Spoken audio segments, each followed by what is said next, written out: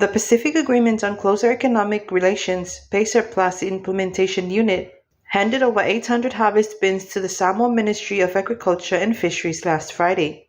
The handover ceremony marks a pivotal moment in addressing a persistent challenge faced by Samoan farmers: the loss and damage of harvested commodities during transportation to processing and cleaning facilities. This issue has long hindered Samoa's ability to fully capitalize on its agriculture potential in the global market. Speaking during the handover, Afiong Alauli Lewatia Polata Ivalfosi Schmidt, Samoa's Minister of Agriculture and Fisheries, emphasized the significance of this initiative in empowering local farmers and enhancing Samoa's export capacity. With the addition of the 800 harvest bins today, we now have a total of 980 bins at our disposal, thanks to the initial provision of 180 harvest bins by PACER Plus in August 2022. Additionally, the support provided by PACER Plus extends beyond harvesting bins, encompassing essential biosecurity equipment and IT resources to streamline operations, said the minister.